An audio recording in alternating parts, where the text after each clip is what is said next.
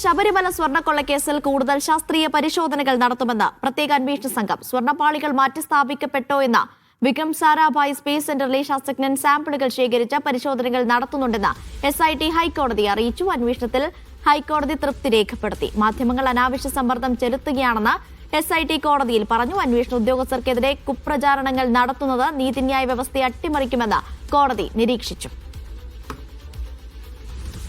അഹമ്മദ് മുസ്തഫ വിവരങ്ങൾ നൽകാനായി ചേർന്നു. മുസ്തഫ, കോടതി കൂടി മുന്നോട്ട് വെച്ച നിർദ്ദേശങ്ങൾ കൂടി പരിഗണിച്ചുകൊണ്ടാണ് SITയുടെ അന്വേഷണം എന്ന വിലയിരുത്തലാണോ ഹൈക്കോടതിക്ക്? അനീഷ, 4 ഘട്ടങ്ങളിലായാണ് സുപ്രധാനമായ അന്വേഷണം നടക്കുന്നത്. അതിൽ ഒന്നാമത്തെ ഘട്ടം നേരത്തെ UB ഗ്രൂപ്പ് ശബരിമലയിലെ വിവിധ ഭാഗങ്ങൾ സ്വർണം പൂശി എന്നുള്ളതുൾപ്പെടെയുള്ള സംബന്ധിച്ച് വിശദമായ അന്വേഷണമുണ്ട്. അതിനുശേഷം 2019 ഈ ദ്വാരപാലക ശില്പങ്ങളിലെ സ്വർണം പൂശാൻ കൊണ്ടുപോയതുമായി ബന്ധപ്പെട്ട ചില വിഷയങ്ങളുണ്ട്. അതിനുശേഷം അവിടുത്തെ വാതിൽപ്പാളികളിലെ സ്വർണം മോഷ്ടിച്ചതുമായി ബന്ധപ്പെട്ട വിഷയങ്ങളുണ്ട്. ഏറ്റവും ഒടുവിൽ പിന്നീട് ഈ രണ്ടാമതും സ്വർണം പൂശാൻ കൊണ്ടുപോയതുമായി ബന്ധപ്പെട്ട് അങ്ങനെ 4 ഘട്ടങ്ങളായാണ് ഇപ്പോൾ അന്വേഷണം പുരോഗമിക്കുന്നത്. ആ അന്വേഷണത്തിന്റെ വിവിധ ഘട്ടങ്ങൾ SIT കോടതി അറിയിക്കുന്നുണ്ട്. അത് ശാസ്ത്രീയമായ അന്വേഷണമാണ് നടക്കുന്നത്. വിക്രം സാരാഭായ് സ്പേസ് സെന്ററിലെ ശാസ്ത്രജ്ഞരുടെ സഹായത്തോടുകൂടി നേരത്തെ ഉണ്ടായിരുന്ന സ്വർണം മാറ്റിയിട്ടുണ്ടോ, അതിന് പകരം മറ്റേതെങ്കിലും സ്വർണം വെച്ചിട്ടുണ്ടോ എന്നതുൾപ്പെടെയുള്ള അന്വേഷണം പുരോഗമിക്കുന്നുണ്ട്. അതിന്റെ സാമ്പിളുകൾ നേരത്തെ ശേഖരിച്ചു കഴിഞ്ഞു. ഇപ്പോൾ അതിന്റെ ഫലം കാത്തിരിക്കുകയാണ്.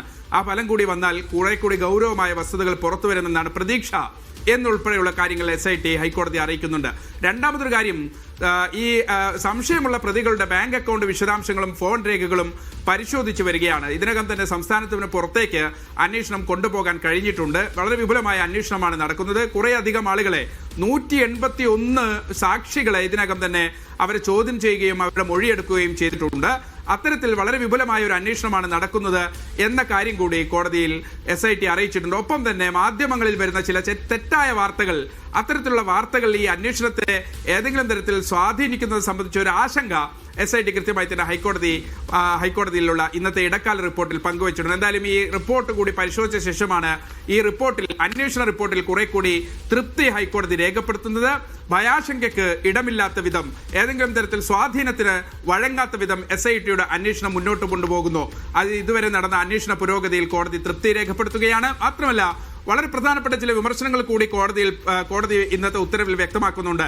അത് ഈ മാധ്യമങ്ങളിൽ വരുന്ന ചില തെറ്റായ വാർത്തകൾ, അത്തരം വാർത്തകളെ ഏതെങ്കിലും തരത്തിൽ ഈ അന്വേഷണത്തെ അട്ടിമറിക്കാനുള്ള ശ്രമമായി ഒരു തരത്തിലും അംഗീകരിക്കാൻ കഴിയില്ല. മാധ്യമ വിചാരണയ്ക്ക് അനുസരിച്ച് ഒരു ഘട്ടത്തിലും ഈ അന്വേഷണത്തെ, കോടതിയുടെ മേൽനോട്ടത്തിൽ നടക്കുന്ന ഈ അന്വേഷണത്തെ ആ രൂപത്തിൽ അട്ടിമറിക്കാൻ കഴിയില്ല. മാത്രമല്ല, മാധ്യമ വിചാരണ എന്ന് പറയുന്നത് നീതിന്യായ വ്യവസ്ഥയെ തന്നെ, ഒരു ശരിയായ ദിശയിൽ നടക്കുന്ന അന്വേഷണത്തിന് തകിടം മറിക്കാൻ ഉതകുന്ന രൂപത്തിലാകരുത് എന്നൊരു താക്കീത് കൂടി കൃത്യമായി തന്നെ ഹൈക്കോടതി പറയുന്നുണ്ട്. എന്തായാലും ഇതുവരെയുള്ള അന്വേഷണത്തിൽ കോടതി തൃപ്തി രേഖപ്പെടുത്തുകയാണ്. ഏറ്റവും പ്രധാനപ്പെട്ട ഒരു കാര്യം നമ്മൾ രാവിലെ പറഞ്ഞതാണ്, ഈ അന്വേഷണ സംഘത്തെ വിപുലീകരിക്കാൻ നേരത്തെ തന്നെ അവധിക്കാല ബെഞ്ചിൽ ഒരു അപേക്ഷ നൽകിയിരുന്നു. ആ അപേക്ഷ ഡിവിഷൻ ബെഞ്ച് ശരിവെക്കുകയും ചെയ്തിരുന്നു. ഇന്നിപ്പോൾ ഹൈക്കോടതി പറയുന്നത്, അങ്ങനെ ഏതെങ്കിലും ഒരു ഘട്ടത്തിൽ അന്വേഷണ സംഘത്തെ വിപുലീകരിക്കാൻ ഏതെങ്കിലും തരത്തിൽ താല്പര്യമുണ്ടെങ്കിൽ അത് അത്യാവശ്യമാണെന്ന് കണ്ടാൽ കൃത്യമായി തന്നെ ഈ അന്വേഷണത്തിന് മേൽനോട്ടം വഹിക്കുന്ന ADGP, ലോ ആൻഡ് ഓർഡറിന്റെ ADGP ചുമതലയുള്ള H. വെങ്കിടേഷിന് അതിനുള്ള അധികാരം നൽകുകയാണ് ഹൈക്കോടതി.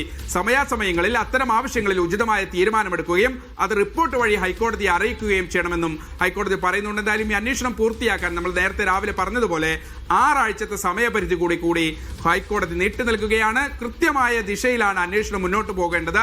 ഏതെങ്കിലും തരത്തിൽ ഒരു ഭയാശങ്കയ്ക്ക് അടിസ്ഥാനമില്ലാതെ കൃത്യമായി കൾപ്രിറ്റുകളിലേക്ക് എത്തുന്ന രൂപത്തിൽ അന്വേഷണം മുന്നോട്ട് കൊണ്ടുപോകാൻ ഒരു നിർദ്ദേശം കൂടി ഹൈക്കോടതി നൽകുന്നുണ്ട്. ശരി, ശബരിമല സ്വർണ്ണക്കൊള്ള കേസിലെ അന്വേഷണത്തിലാണ് ഹൈക്കോടതി തൃപ്തി രേഖപ്പെടുത്തിയിരിക്കുന്നത്. അഹമ്മദ് മുസ്തഫയാണ് കൊച്ചിയിൽ നിന്ന് വിവരങ്ങൾ നൽകിയത്.